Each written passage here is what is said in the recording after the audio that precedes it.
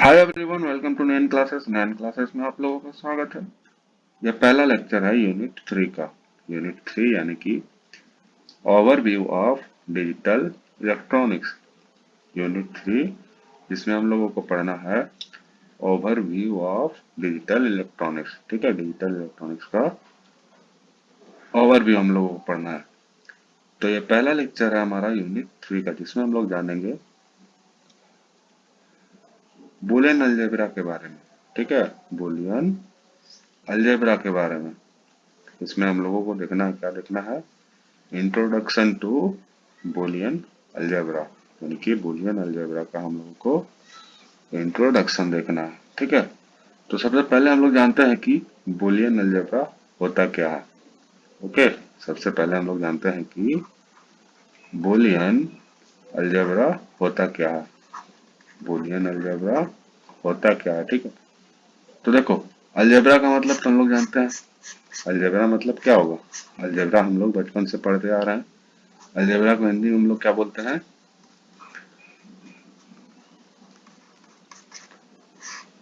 बीज गणित। ठीक है, अलजेब्रा यानी कि बीज गणित, यानी कि नंबर्स के साथ खेलना। नंबर्स के साथ खेलना या फिर नंबर्स का गणित। नंबर्स कहने का मतलब एक्स, वाई, जेड। ठीक है, ये सब के साथ जब हम लोग मैथ गणित बनाते हैं, मैथ बनाते हैं, तो इसको बोलते हैं हम लोग क्या? बीज गणित। ठीक है, नंबर्स के साथ जब हम लोग काम करेंगे तो उसको बोलेंगे बीज गणित, यानी कि अलजेब्रा। ठीक है, यानी कि अलजेब्रा। तो बुलियन अलजेब्रा का मतलब क्या हो गया? बुलियन अलजेब्रा कहने का मतलब क्या हो जाएगा?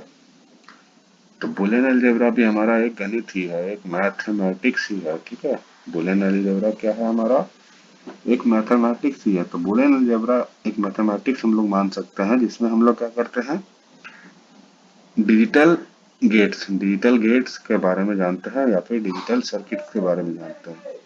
ठीक है, डिजिटल गेट या फिर डिजिटल सर्किट के बारे में हम लोग जानते हैं। ओके, किसके बारे में जानते हैं? Digital gets. डिजिटल गेट्स या फिर डिजिटल सर्किट्स के बारे में। अब सोच रहे हो कि डिजिटल गेट्स क्या होता है? तो डिजिटल गेट्स हम लोग इस लेक्चर के बाद वाले लेक्चर में पढ़ेंगे कि डिजिटल गेट क्या होता है। गेट में क्या करते हैं हम लोग?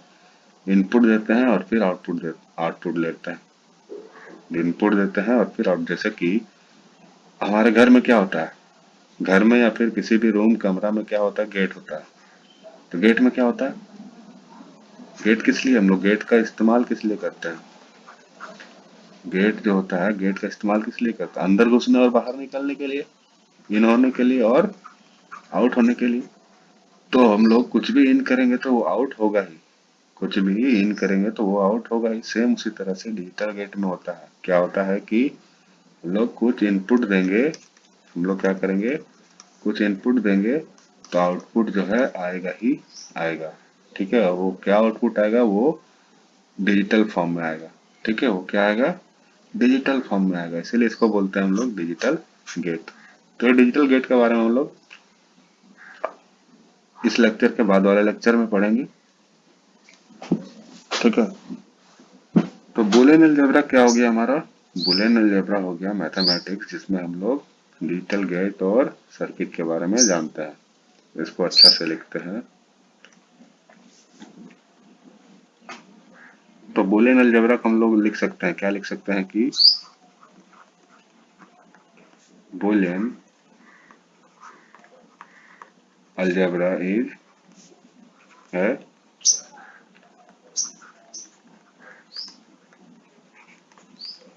मैथमेटिक्स। ठीक है, Boolean algebra is a mathematics we use to analyse. हम लोग क्या करते हैं? एनालाइज करने के लिए इस्तेमाल करते हैं। बुलियन अलजेब्रा को हम लोग किस लिए इस्तेमाल करते हैं? एनालाइज करने के लिए। किस चीज को एनालाइज करने के लिए? डिजिटल गेट को। Analyse digital gates and digital circuits. ठीक है। बूलियन अलजेब्रा क्या होता है? बूलियन अलजेब्रा एक मैथमेटिक्स है जिसको कि हम लोग इस्तेमाल करते हैं। किस लिए इस्तेमाल करते हैं? डिजिटल गेट्स को एनालाइज करने के लिए, डिजिटल गेट्स को एनालाइज करने के लिए और डिजिटल सर्किट को एनालाइज करने के लिए। बात समझ में आ रही है? बूलियन अलजेब्रा हम लोग किस चीज को कहते हैं? बात समझ में आ रही है कि बूलियन अलजेब्रा जो है, बूलियन अलजेब्रा क्या है? एक मैथमेटिक्स है जिसको हम लोग इस्तेमाल करते हैं। किस लिए इस्तेमाल करते हैं? डिजिटल गेट को एनालाइज करने के लिए, डिजिटल गेट्स को एनालाइज करने के लिए या फिर डिजिटल सर्किट्स को एनालाइज करने के लिए। ओके। तो बूलियन अलजेब्रा में क्या होता है? हमारे पास दो वेरिएबल होता है।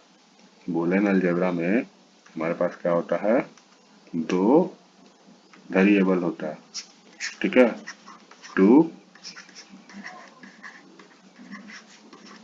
वेरिएबल, ठीक है। हमारे पास क्या होता है? दो वेरिएबल होता है। क्या क्या होता है?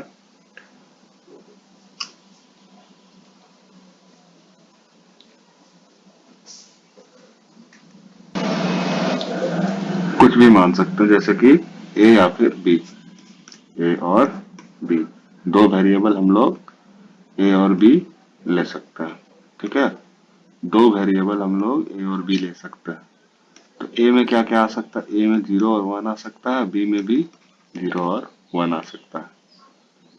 ए में क्या आ सकता है? 0 या फिर 1 आ सकता है। बी में क्या आ सकता है? 0 या फिर 1 आ सकता है। तो ये 0 और 1 क्या हुआ? ये 0 और 1 को हम लोग कहते हैं बाइनरी नंबर, ठीक है। ये 0 और 1 क्या हो गया? ये 0 और 1 हो गया हमारा बाइनरी नंबर, ठीक है, बाइनरी नंबर। तो बाइनरी नंबर का बेस क्या होता है? बाइनरी नंबर का बेस होता है 2, ठीक है। बाइनरी नंबर का बेस क्या होता है? 2। ओके। कहने का मतलब देखो,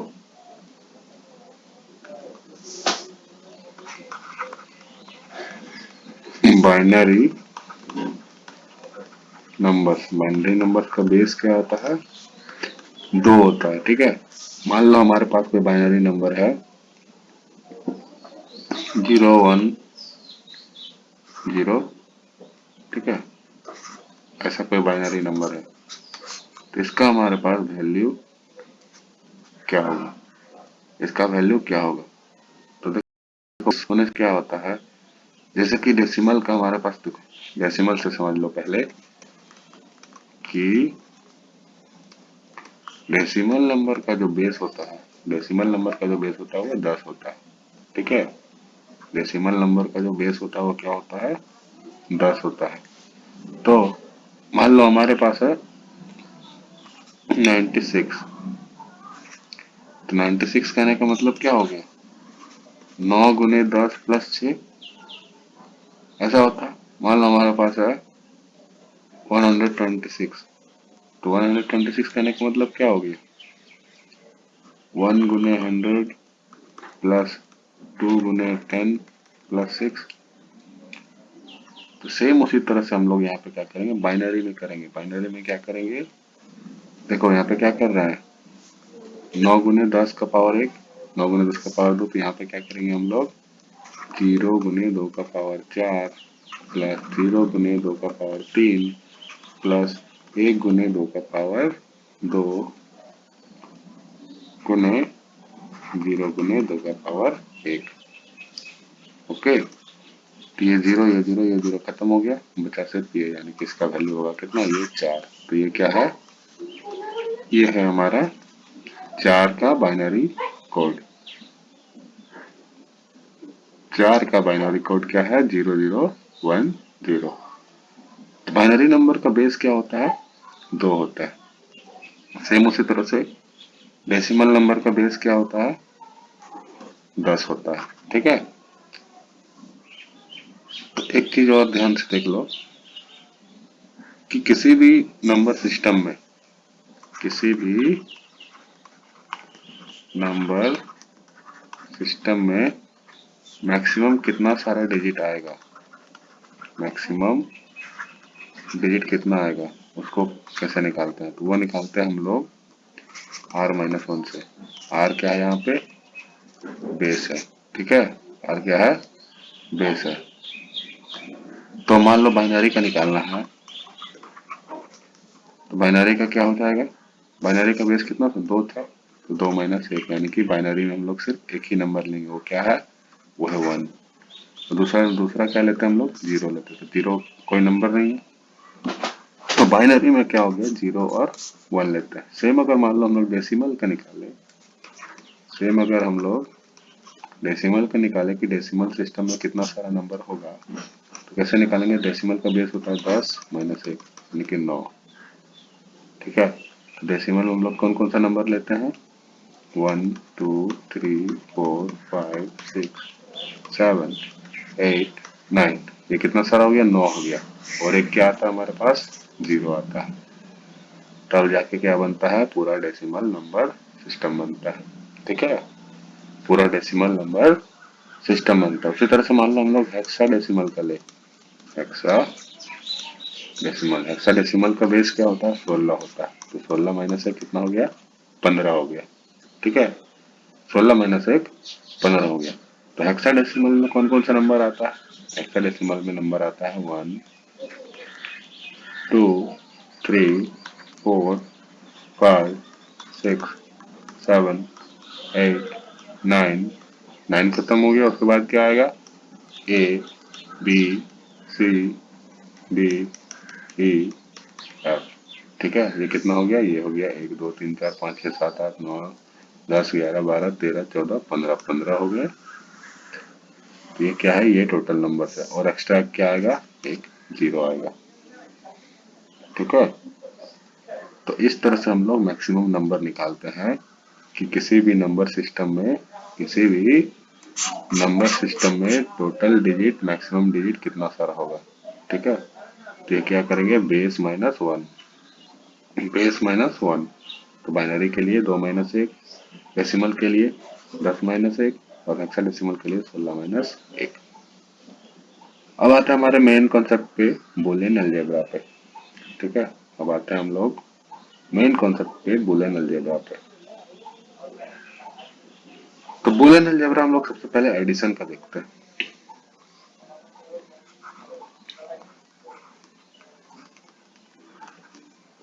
ठीक है। एडिशन में हम लोग देखते हैं बुलियन अलजेब्रा क्या क्या होता है। मान लो हमारे पास कोई वेरिएबल है ए, इसको ऐड कर रहे हैं हम लोग ए के साथ, ठीक है, ये क्या हो जाएगा, ये ए ही रहेगा, ठीक है। अगर कोई वेरिएबल है ए, उसको ऐड कर रहे हैं सेल्फ ए के साथ, तो वो क्या हो जाएगा, ए ही हो जाएगा। अगला, अगर हमारे पास वेरिएबल है ए, इसको ऐड कर रहे हैं 1 के साथ, तो ये हो जाएगा 1, ठीक है। अगर कोई वेरिएबल है ए, उसको ऐड कर रहे हैं 1 के साथ, तो हो जाएगा 1। अगला अगर वेरिएबल है ए, इसको ऐड कर रहे हैं 0 के साथ, तो ये क्या हो जाएगा, ए हो जाएगा।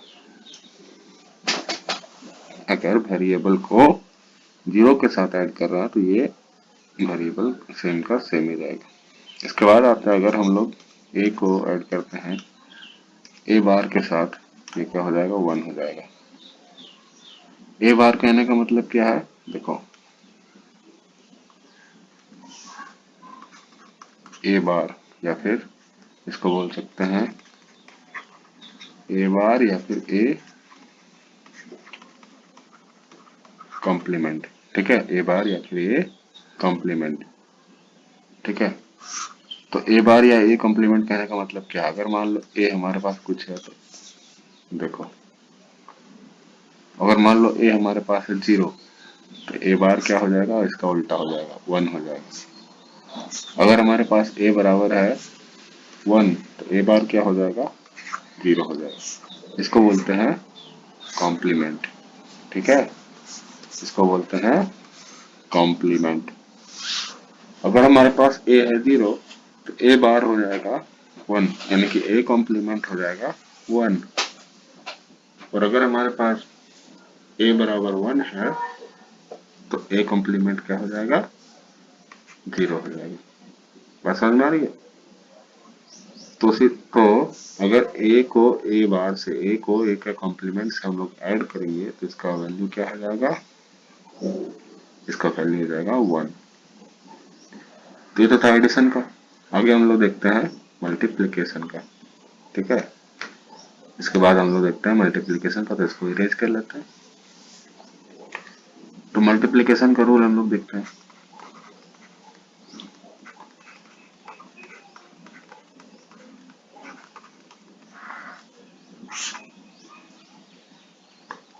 तो सबसे पहला है हमारा a मल्टीप्लाई बाय a, इसका वैल्यू होता है कितना? a मल्टीप्लाई बाय 0, इसका वैल्यू क्या आएगा? 0। ठीक है, अगर 0 से मल्टीप्लाई करेंगे किसी को तो वो क्या हो जाएगा? 0 हो जाएगा।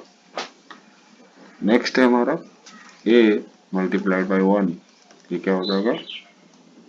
a हो जाएगा। ओके, उसके बाद हमारा a मल्टीप्लाइड बाय a का कॉम्प्लीमेंट, तो ये क्या हो जाएगा? 0 हो जाएगा। ठीक है, ये क्या हो जाएगा? 0 हो जाएगा। कैसे होगा देखो, मान लो हमारे पास 0 है तो 0 का कॉम्प्लीमेंट क्या हो गया? 1। 0 और 1 मल्टीप्लाई करेंगे क्या होगा? 0 हो जाएगा। अगर मान लो हमारे पास 1 है तो 1 का कॉम्प्लीमेंट क्या हो जाएगा? 0। तो 1 और 0 क्या हो गया? 0। यानी कि हमारे पास 0 रहे या फिर 1 रहे, इसका कॉम्प्लीमेंट के साथ जब मल्टीप्लाई करेंगे तो ये हमेशा 0 ही आएगा।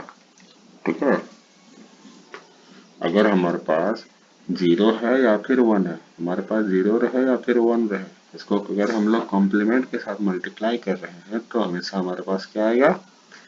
0 ही आएगा। कैसे आएगा वो हम लोग देख लिए। कैसे आएगा, तो मान लो हमारे पास 0 है, उसको तो 0 का कॉम्प्लीमेंट, 0 का कॉम्प्लीमेंट क्या हो जाएगा? अगर मान लो a बराबर 0 है तो a बार बराबर क्या हो गया? 1 हो जाएगा। तो a गुने a बार, तो ये हो जाएगा 0, 0 हो गया। फिर अगर हमारे पास a बराबर 1 है तो a का कॉम्प्लीमेंट क्या हो जाएगा? 1 का कॉम्प्लीमेंट 0, तो 1 गुने 0 बराबर 0। तो इसी तरह से अगर हमारे पास 0 या फिर 1 दोनों रहे, कुछ भी रहे, तो उसको अगर हम लोग कॉम्प्लीमेंट से मल्टीप्लाई करते हैं तो उसका वैल्यू, फाइनल वैल्यू जो है 0 ही आएगा। नेक्स्ट है हमारा a कॉम्प्लीमेंट का कॉम्प्लीमेंट। ठीक है, कॉम्प्लीमेंट का कॉम्प्लीमेंट करेंगे तो क्या हो जाएगा? ये कैंसिल हो जाएगा। तो ये कैसे होगा देखो, मान लो कि हमारे पास है 0 है, a बराबर क्या है? 0। ठीक है, a बराबर हमारे पास 0 है।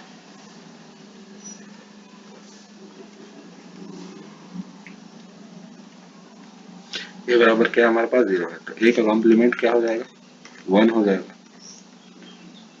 ठीक है, a का कॉम्प्लीमेंट क्या हो जाएगा? 1 हो जाएगा। इसको मान लेते हैं हम लोग b। तो हमारे पास अब क्या हो गया? b बराबर 1 हो गया। अब हम लोग को b का कॉम्प्लीमेंट करना है, तो b का कॉम्प्लीमेंट क्या हो जाएगा? 0 हो जाएगा। तो ये क्या हो गया? फिर से हमारा a ही आ गया। यानी कि अगर हम लोग किसी कॉम्प्लीमेंट का फिर से कॉम्प्लीमेंट कर देंगे, डबल कॉम्प्लीमेंट करेंगे, तो कॉम्प्लीमेंट क्या होगा? कैंसिल हो जाएगा।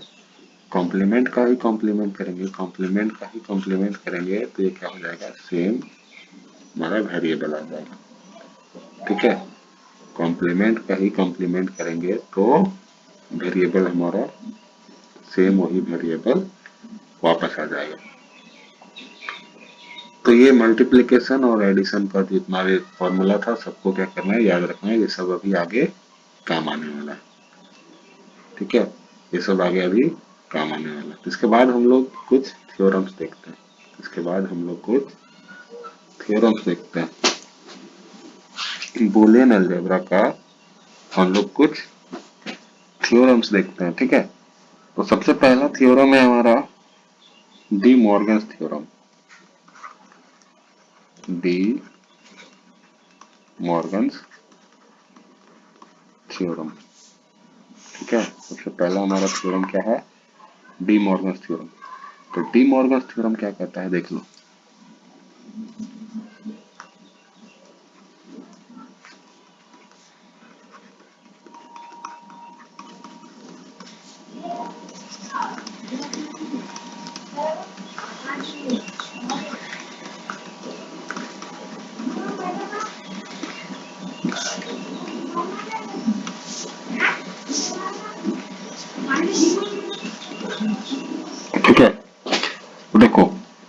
मॉर्गन्स थ्योरम हमारा क्या कहता है, डी मॉर्गन्स थ्योरम हमारा कहता है कि अगर तीन वेरिएबल मल्टीप्लाई में है, प्रोडक्ट में है और उसका कॉम्प्लीमेंट कर दे, तीन वेरिएबल, ये तीनों क्या है, ए बी सी, सबसे पहले वाला हम देखो ए बी सी, यहाँ पे क्या है, ये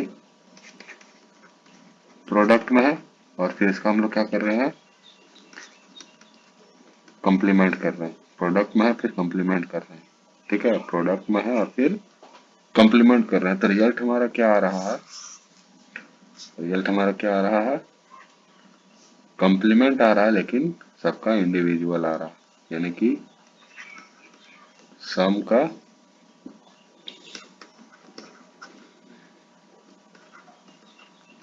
इंडिविजुअल,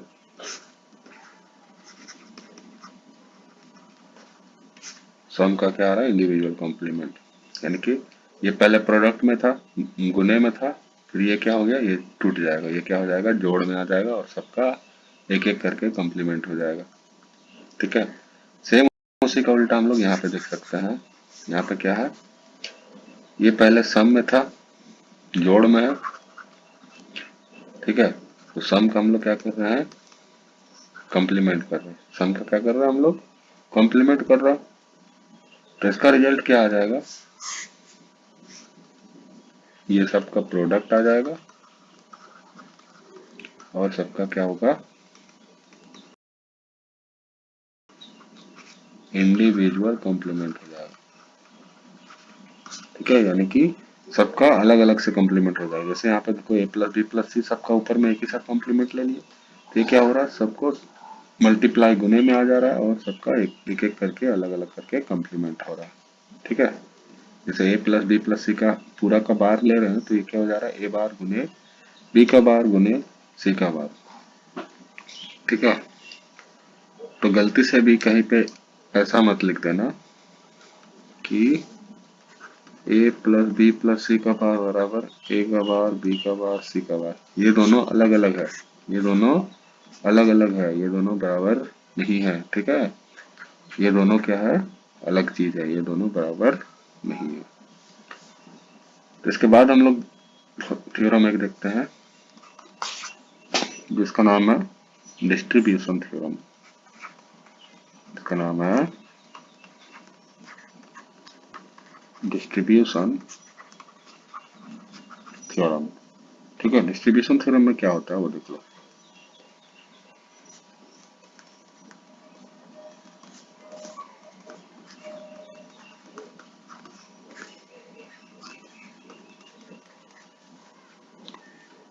तो डिस्ट्रीब्यूशन थ्योरम में क्या कहता है कि अगर ए प्लस बी सी रहे, अगर ए प्लस बी सी रहे तो ये क्या होगा, एक बार ए बी के साथ आएगा और फिर एक बार एक सी के साथ आएगा, देखो ए प्लस बी ए बी के साथ आया, फिर ए प्लस सी, ये किसके साथ आया, सी के साथ आया, इसको बी सी को क्या कर रहे हैं हम लोग, बांट दे रहे हैं, बी सी को क्या कर रहे हैं, बांट दे रहे हैं, इसको बोलते हैं डिस्ट्रीब्यूट कर दे रहे हैं, इसको क्या कर रहे हैं हम लोग, डिस्ट्रीब्यूट कर दे रहे हैं, बांट रहे हैं, इसीलिए इसको बोलते हैं डिस्ट्रीब्यूशन थ्योरम, ठीक है। तो मान लो कहीं पे कुछ ऐसा रहे, कहीं पे कुछ ऐसा रहे कि ए प्लस ए बार बी, इसको हम लोग इस फॉर्मूला में लगाएंगे तो ये क्या हो जाएगा, ए plus A bar A plus B, तो याद करो ए प्लस ए बार क्या था, ए प्लस ए बार हमारा क्या था, ये 1 था और फिर ये ए प्लस बी, ये क्या हो गया, ये हमारा हो जाएगा ए प्लस बी, ठीक है। सेम उसी तरह से, सेम इसी तरह से अगर मान लो कि रहे कहीं पे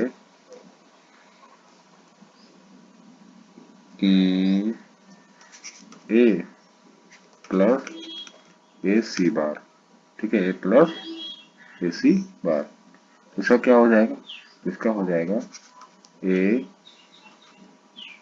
ए बार प्लस ए गुने ए बार प्लस सी, तो फिर से देखो ये और ये क्या हो जाएगा, 1 हो जाएगा, ये बच जाएगा ए बार प्लस सी, तो A bar plus C bar equal to क्या हो जाएगा, हमारा आंसर हो जाएगा। तो इसको बोलते हैं हम लोग क्या, डिस्ट्रीब्यूशन थ्योरम, इसको बोलते हैं हम लोग क्या, डिस्ट्रीब्यूशन थ्योरम। आगे है हमारा अगला थ्योरम है हमारा ट्रांसपोजिशन थ्योरम। अगला थ्योरम क्या है हमारा, ट्रांसपोजिशन थ्योरम। तो ट्रांसपोजिशन थ्योरम में क्या होता है, ट्रांसपोजिशन थ्योरम हमारा डिस्ट्रीब्यूशन का उल्टा होता है। तो ट्रांसपोजिशन में क्या होता है देखो,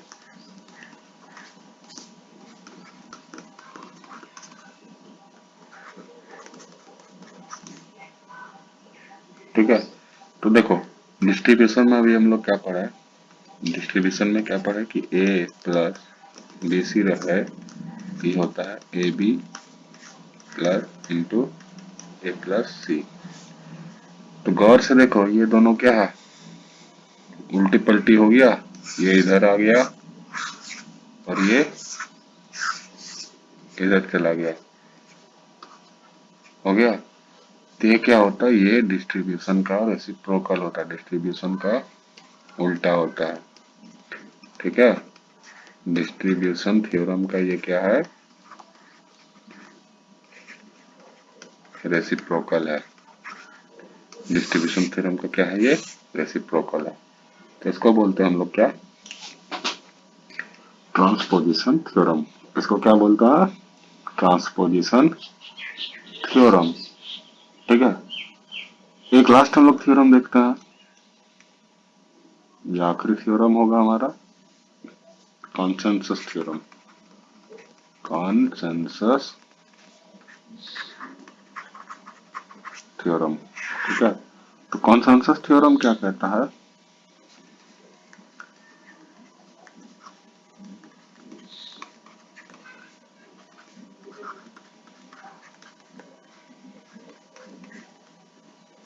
ओके।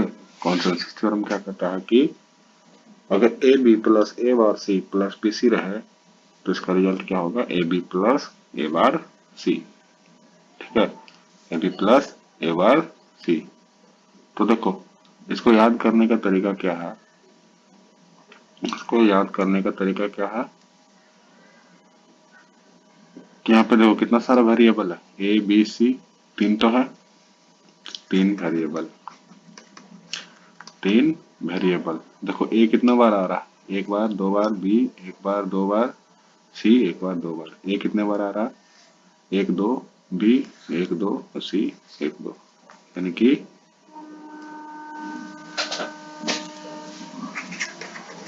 each comes twice, यानी कि सब क्या आ रहा है, दो दो बार आ रहा, ठीक है। उसके बाद सिर्फ एक ही का कॉम्प्लीमेंट है, तो क्या है, वन इज कॉम्प्लीमेंटेड, ठीक है। तो देखो जो कॉम्प्लीमेंट है वही बचेगा, बाकी नहीं रहेगा। तो इस कॉम्प्लीमेंट में क्या है, ए है, तो ये और ये रहेगा सिर्फ, बाकी इसको क्या करना है, हटा देना है। तो इसका रिजल्ट क्या हो जाएगा, A B plus A bar C, okay. मान लो कि कुछ ऐसा रहे, A B plus A C plus B bar C, okay. इस तरह से रहे तो क्या क्या बचेगा हमारे पास, जिसका कॉम्प्लीमेंट है वो रहेगा, तो ये और ये रहेगा, बाकी ये क्या हो जाएगा, हट जाएगा। इसका रिजल्ट क्या हो जाएगा, A B plus B bar C. तो इसको बोलते हैं हम लोग कॉन्सेंसस थ्योरम, ठीक है। इसको क्या बोलते हैं हम लोग, कॉन्सेंसस थ्योरम। इसी के साथ हमारा बूलियन अलजेब्रा का ये लेक्चर खत्म होता है। नैन क्लासेस के साथ बने रहो।